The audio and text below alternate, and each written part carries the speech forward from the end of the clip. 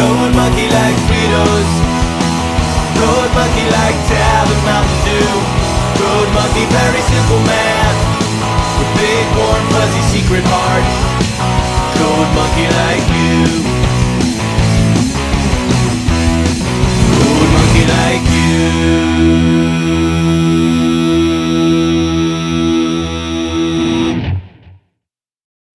Hey. Yeah, it's me. It's me, the Meteor Raptor. Hey guys, what's up?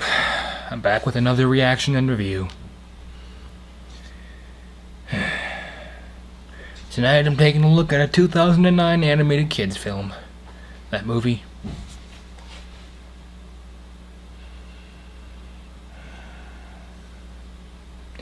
Heroes of the Rails. Yeah. Why? Well, because apparently all the people who told me, my friend who gave me the $5 and told me to watch Day of the Diesels, he said that was not the worst one. In fact, he also said this isn't the worst one. He said Misty Island Rescue was the worst one, but unless my Day of the Diesels video gets over 5 likes, I'm not going to review Misty Island Rescue. So, he made a deal with me where essentially he told me I should do this just because I like bad movies, is what he said. And now I'm watching it. I've read the back. It doesn't sound nearly as bad as the previous one, but I do want you guys to have a look at this. See that thing at the very, very top? The case lies. It says, "Hear Thomas speak in his own voice for the very first time." I have 2 theories on that. One, since this was made in 2009, this was the first movie in the whole series of horrific direct-to-video movies that the Americanized version has been pumping out for the past 8 years now, almost. Or 2, Thomas has been mind-controlled the entire time, and he was never speaking in the old series, which makes the entire old series much more terrifying. Frankly, I don't care, because all I know is this is probably going to destroy my childhood even more than Day of the Diesels did. But, hey, you know what? We're all stuck here together, so let's just kick back, relax, and suffer through Hero of the Rails. I'm only doing this because I love you guys. You know that, right?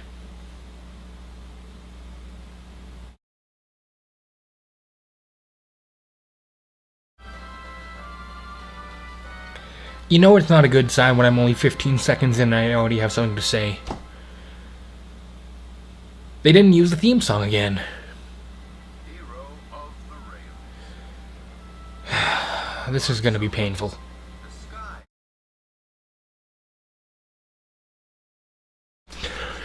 Okay guys, we literally have a train now who is pretty much... Wow, okay, that was horribly mean. We just had a train who said, "You're too old to be useful for anything." But, as I was saying, this new character, Spencer, he's pretty much Sonic the Hedgehog as a train.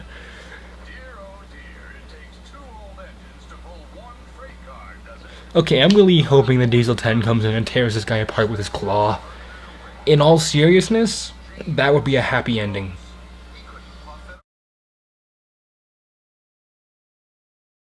Can pull just as heavy loads as you. That's what she said.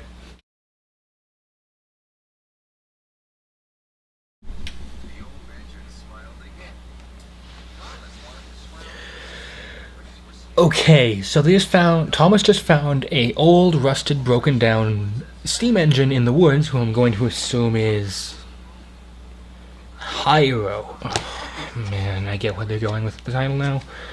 Anyhow, I don't want to know how he got there, because the only way it seems like he could get there in that condition is if he had to pay the Steam Train Mafia money, and he couldn't, so instead of, breaking your legs, they broke his sides and dumped him in the woods to die. Wow, I think I'm ruining my own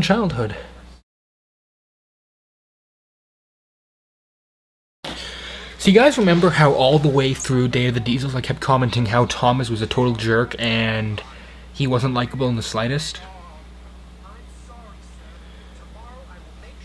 Right here, they're making him exactly like he was in the old show. And he's the very friendly, very kind, very gentle, very caring character that I loved as a kid. This movie's good for what it is. I'm really surprised.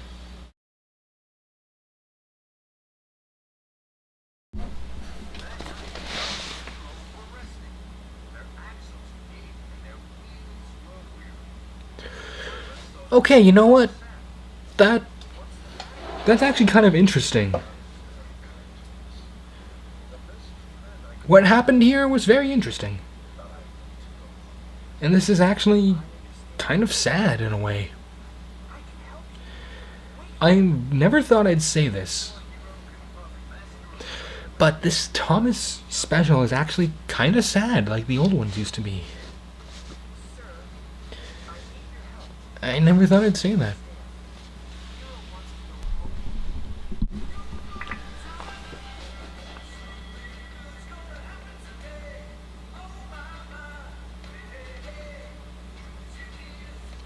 So we're ending with another terrible music video.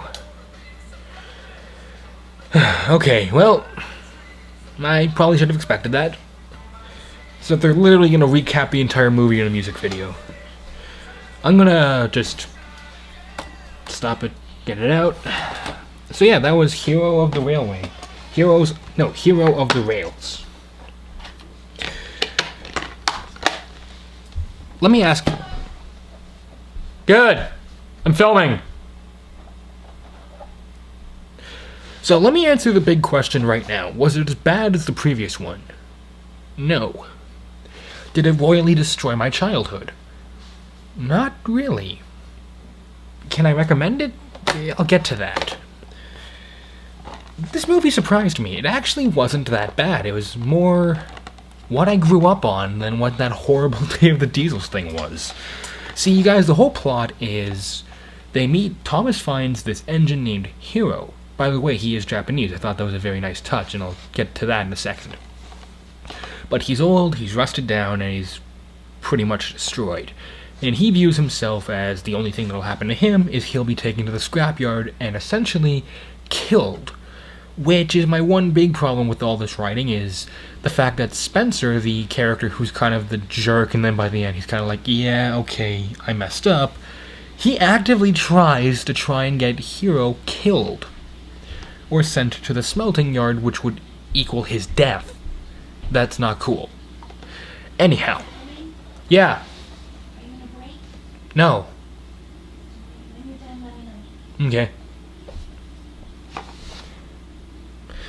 Anyhow. So, the whole story is it's him and the rest of his friends trying to help him. And while you might think, okay, yeah, that sounds pretty basic, it is pretty basic, but it's very nice.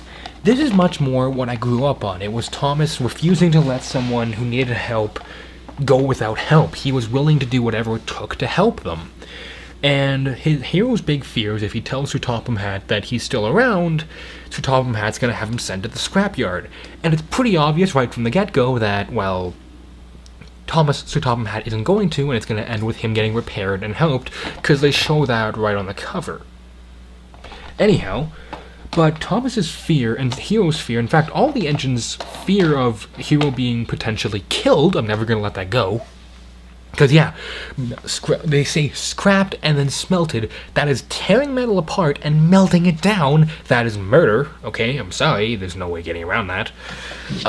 Their fear is at least built in something realistic. It's not just, oh, a new engine showed up and Thomas is spending time with him and Percy feels like, oh, Thomas doesn't like me anymore after 75 years of friendship. Like, it's not just one day and everything goes downhill. And there's an actual fear, there's an actual plot conflict, there's actual reasoning behind their fear. Granted, it is a kid's movie, so a lot of it gets brushed aside in favor of it just being, oh, and everything's gonna be fine in the end. And you know what, that's fine. It's a kid's movie. And Well, Thomas acts a lot more like what I used to know Thomas to be. He's kind to everyone. He's thankful for all his friends. He treats them all as if they're his best friends. He's kind to everyone. In fact, all the characters are more like how they should have been. They all are friendly, they all are quirky, but they all care about this guy they just met. They care about him, and that surprised me, because that's something which you would have seen in the old show, not this. Yeah, hang on a second. I'll be right back.